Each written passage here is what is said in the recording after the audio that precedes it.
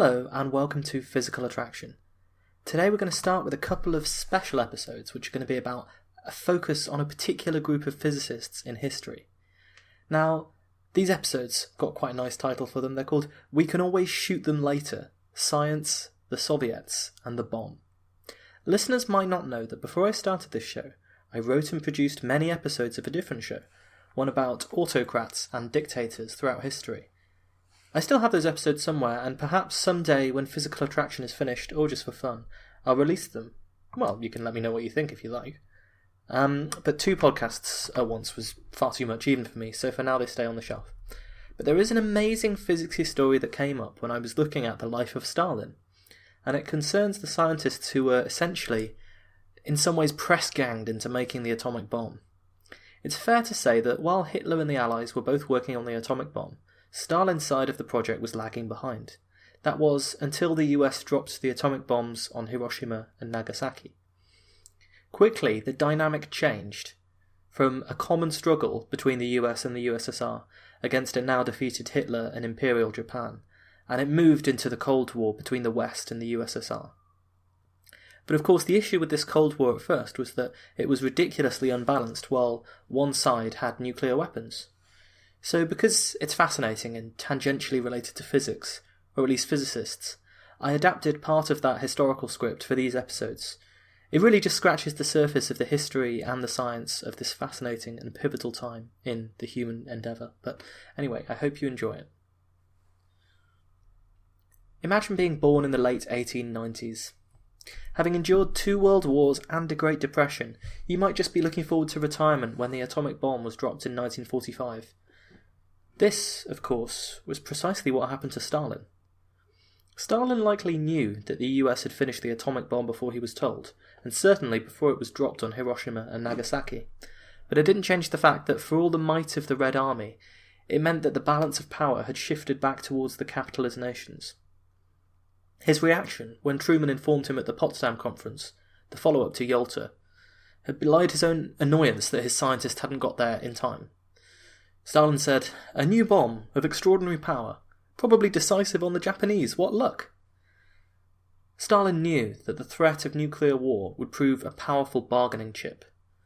Of course, it was this that hung over the Cold War, and therefore most of geopolitics for the next 50 years.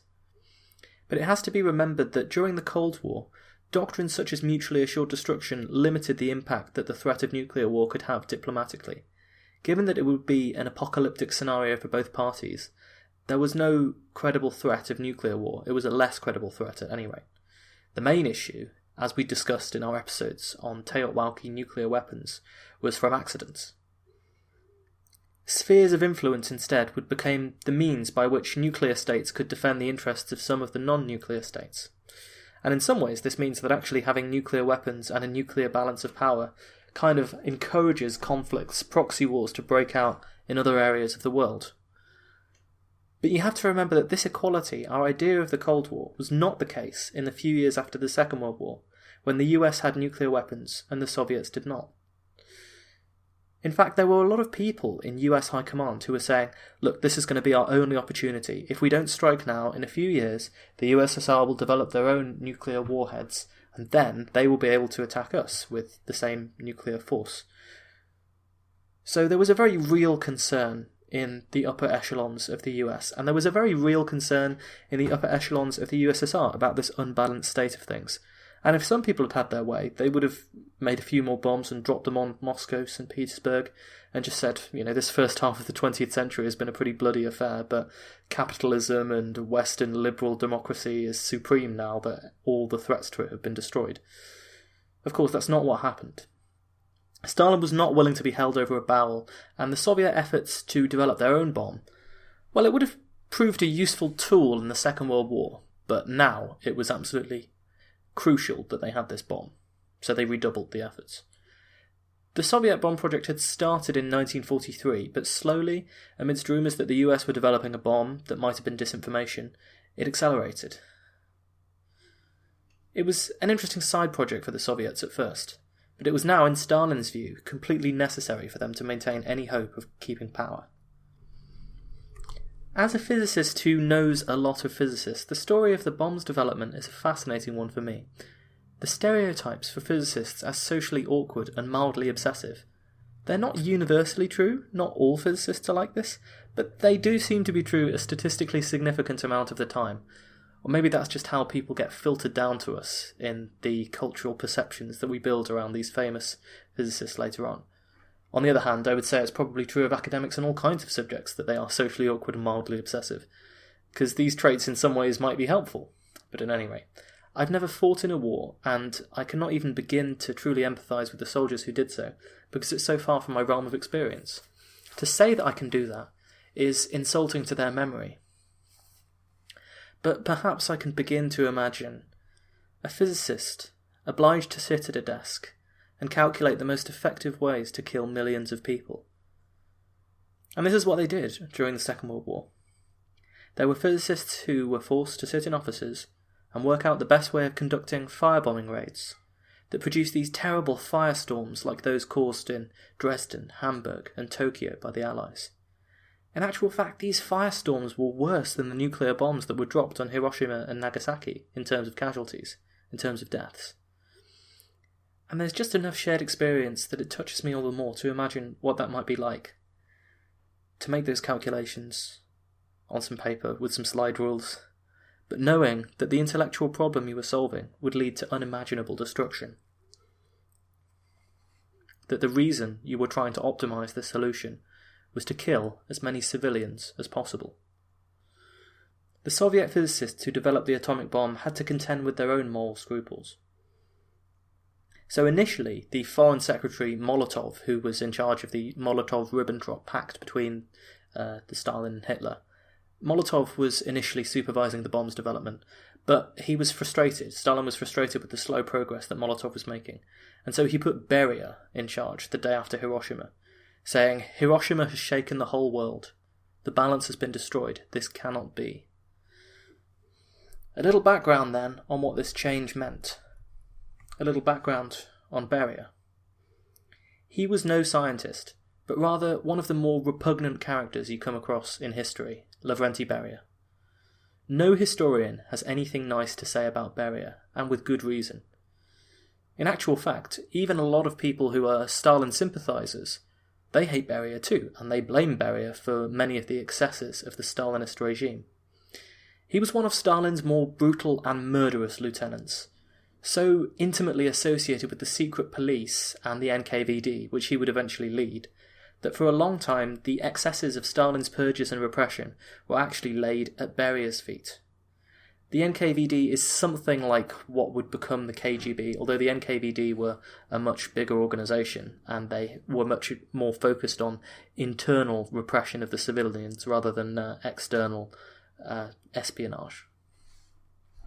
People were actually willing to believe, so horrendous was Beria's reputation, that he was solely responsible for the mass executions that would comprise Stalin's Great Terror. And you can see why no one likes him. I mean, he was a sycophant. When he first visited Stalin's dacha and first caught the eye of the Bolshevik tyrant, it said that Stalin was complaining about the shoddy state of the garden. Beria, the perfect lickspittle, immediately grabbed an axe and cut down an offending tree, saying, "I'm just demonstrating to the master of the garden, Joseph Vissarionovich," that's Stalin, "that I can cut down any tree that offends him." It's almost as if in that moment he was offering to become Stalin's enforcer against any imagined enemies. He was this consummate flatterer and toadier, and beneath this loyalist exterior he concealed a horrific personality. There is now a great deal of historical evidence that he abused his power as the head of the NKVD to carry out a campaign of sexual assault against women. He would drive around the streets with fellow NKVD officers at night, selecting individuals to target. Everyone knew him, everyone knew of his power, and they were afraid of him. From Simon Montfiore's excellent book, The Court of the Red Tsar, quote, "After dining, Beria would take the women into his soundproofed office and rape them. Beria's bodyguards reported that their orders included handing each victim a flower bouquet as she left Beria's house. The implication being that to accept made it consensual. I gave you flowers, but refusal would mean arrest." In one incident, his chief bodyguard, Sarkisov, reported that a woman who had been brought to Beria rejected his advances and ran out of his office. Sarkisov mistakenly handed her the flowers anyway, prompting the enraged Beria to declare, "Now it's not a bouquet, it's a wreath. May it rot on your grave." The woman was arrested by the NKVD the next day. Some women, in desperation, were persuaded to accept his advances in the hope of freeing husbands or siblings who were detained by the NKVD. In one case, Beria promised to free the father and grandfather of a young actress before raping her. The relatives in question had, in reality, been executed months earlier. This was a time in the Soviet Union, you have to understand, that there were regular prescription lists being drawn up. These lists were people who were to be taken in by the NKVD secret police. They would be beaten up. In many cases, they would be tortured. In many cases, they would be executed. I remember reading a horrendous first-hand account of the Great Terror in 1937, the NKVD. A young girl goes to school, and the very same day, both of her parents are arrested. She goes back home, there's no one to look after her. Her younger brother. They have to take the savings from the family piggy bank and live off that. Eventually she moves in with some relatives that they manage to get in contact with. After the fall of Stalin in 1953, she talked to the authorities in something called de-Stalinization, when they started to de-Stalinize, I suppose, and roll back some of his repressive regimes. And because she believed that her parents were still in prison, perhaps. She didn't know what had happened to them. They said that both of them had died of a heart attack on the exact same day. Of course, this wasn't true, and it was only after the fall of the Soviet Union, 60 years later, that they told her that yes, they had both been executed a few days after their arrest. And there was never any evidence presented that they'd been involved in any crimes, because of course they hadn't. It was just completely arbitrary, and many people in the NKVD knew how easy it was to just slip another name onto the list, to avenge some petty grudge, or, in Beria's case, to blackmail people into his sick world of sexual depravity. Beria's many crimes are still under investigation, with the handwritten list that he kept of his victims due for public release in 2028. There is strong anecdotal evidence that Stalin and other Politburo members knew about Beria's actions, with Stalin even telephoning his daughter when she was left alone with Beria and telling her to leave immediately, and other Politburo members advising their daughters never to accept a lift from him. And of course, this is just his extracurricular activities. Everyone knew that Beria was a horrific torturer, and Beria himself took great pleasure in the rumours of his own brutality. He encouraged them. In the prison camps, he had sloping floors built into the prison walls. Why was that? So that it would be easier to hose them down for blood after a torturing or an execution. He was a horrendous person. But this is the nature of the type of individual who can rise to great prominence and influence, when loyalty and brutality are the main qualities that the leader searches for. As Stalin's regime became more and more bloodthirsty, Beria would rise to greater and greater prominence. So you can see, of course, why the physicists might have been a little concerned that the man in charge of their bomb project was this man, Lavrenti Beria. Stalin's attitude towards science was paradoxical at times. He understood the necessity of technical innovation to keep up with the West, and was a strong supporter of scientific innovations despite rarely understanding them himself. After all, one of the key ideas behind communism is that eventually the system works because you can produce abundance for everybody. With the incentive to compete over limited resources gone, capitalism never starts to re-emerge. And one of the ways that you're supposed to do that is through increased technology. There is a strain of techno-utopianism, that the machines would do all the labour of humans and provide benefit for everyone, rather than profits for a few. This reminds me, a few episodes back we had the cartoonist and author Zach Wienersmith on the show for an interview, and one of the things that we discussed in that interview was the idea that technology would lead us into this utopian world where everyone had plenty. And what Zach pointed out that I'd never thought about is that actually in many ways we are a wealthy enough society that everyone could live in wealthy standard of living for the 1920s, But it's just that nowadays our standards are so much higher than they were back then. Nowadays we have instantaneous communication. We have all these portable consumer gadgets that they didn't have back then. It has become very normal for people to be able to eat imported food from all over the world. And so his argument is that, in actual fact, we are living this sort of kingly standard of life from the 1920s, or we could do, but it's just that there's still a competition over resources because people still don't feel that there's sufficient abundance. And when you get into this, you get into some quite deep philosophical musings on the nature of humanity, right? When is there abundance? Do we really have to wait for a technology like a nanofabricator such that you can produce anything from raw materials and anyone can have any quantity anytime they want? I mean, is that the definition of abundance? It's an interesting question. But since the communist idea was all about competing with the West, about being technologically better than the West, and there were lots of strains of modernism and techno-utopianism in it, there were all of these different forces that pulled Russians to invest in science, to invest in physics, to invest in useful technologies. But of course, Stalin's approach to this technical revolution was a very, very forced one. Peasants were swept up into collective farms in a process called collectivization. The theory behind this makes some sense, but it's one of those things that makes sense on paper until you try and deploy it in the real world. The theory behind collectivization is pretty simple. If you have an individual peasant working their own plot of land, producing food for their family and selling the excess to buy everything they need, well, this model has a lot of problems for efficiency for the whole society. It might be good for the peasant, but it's not good for the society. They can't buy tractors by themselves, so mechanization is slow to take hold. At least in theory, if you get everyone working together on collective farms, things can be more efficient, things can be more productive, you can grow a better range of crops, you can club together to buy tractors and so on, and there'll be better times for everyone. But in reality, collectivization was implemented in a brutal and frankly pretty stupid way. The peasants never bought into the idea, it was never even explained to them in many cases, but they were instead forced onto collective farms at gunpoint, often by fanatical volunteers from the cities. If someone comes to you and says, by the way, the farm, the land on which you've worked your whole life no longer belongs to you, it belongs to the government, you have to uproot and move to this new farm and share everything you have with everyone else, this is an idea that really requires you to buy into it. I mean, imagine if you're a small business owner and something similar happens to you today. They say, okay, we're going to forcibly consolidate you into one bigger business because it will be easier for you guys to compete. Most people won't stand for that.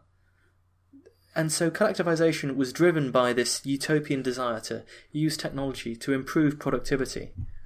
But the result was mass famine, horrible repression, and the agricultural sector declined for a long time before it got any better. Another example of this forced approach to technical specialization was the city of Magnitogorsk. It was built essentially by slave labour in the middle of the Ural Mountains, which is this part in the far east of Russia, which is very cold and sparsely inhabited.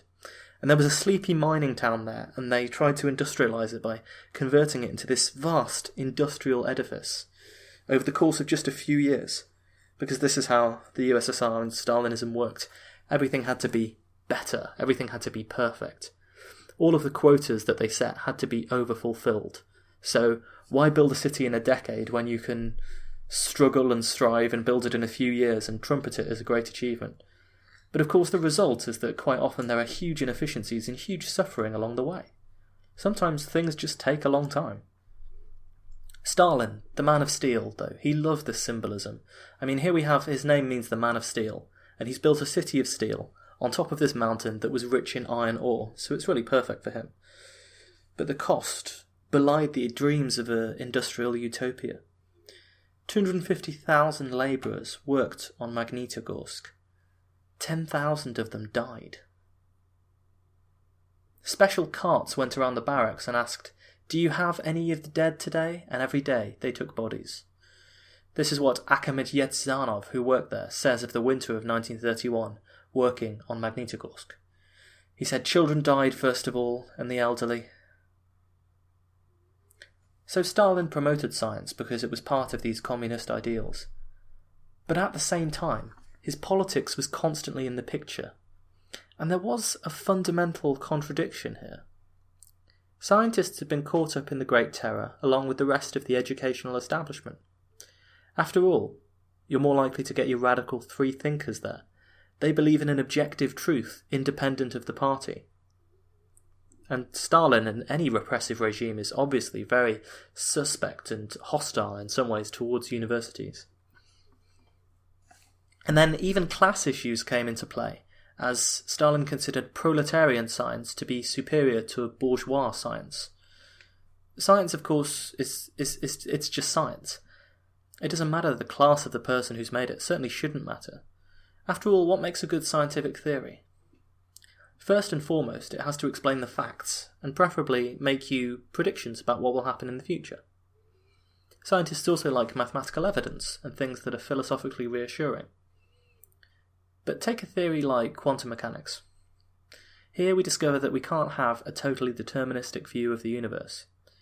You can't say precisely what position and momentum the subatomic particle has for all time. You can't treat it like a little billiard ball whizzing around through space. Instead, the best you can do is come up with a probability distribution.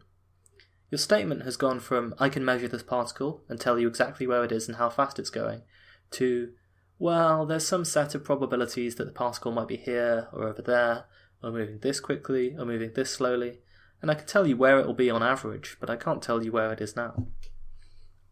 It feels, philosophically, like a much weaker statement, and it challenges our philosophical assumptions that the universe is nice, neat, orderly, that it behaves in the ways that we might expect it to.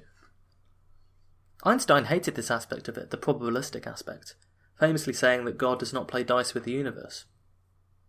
But quantum mechanics is accepted by physicists because it matches reality better than anything else.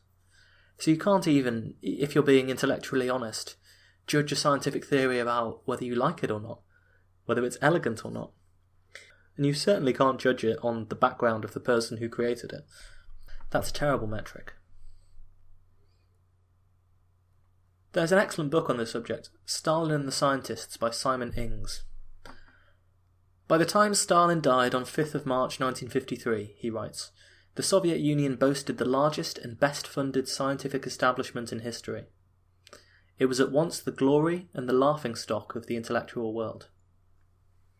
And he talks about this fundamental contradiction too. He talks about how the Bolsheviks, the original revolutionaries, viewed the ideology of Marxism as essentially scientific in its analysis of human progress, and science was always a vital part of their conception of the Soviet Union, which they trumpeted as the first state ever founded on scientific principles. And when they first came into power, there was a huge drive towards getting more people literate, getting more people to understand science, this kind of thing. It was a modernising drive as well. It was saying, we're not going to be like the backwards old Russians of the past, but instead we're going to embrace the modern world, and science was a huge part of that. But in many ways, Stalin and the USSR's attitude towards science is a perfect example of the nature of the whole communist project. In the gap between the ideals, the propaganda, and the reality of things. In that gap there is terror. There is oppression, there is suffering, and a terrible, brutal waste. In some cases, Stalin's political influence was more direct. He championed the work of biologists who rejected natural selection and the theory of evolution.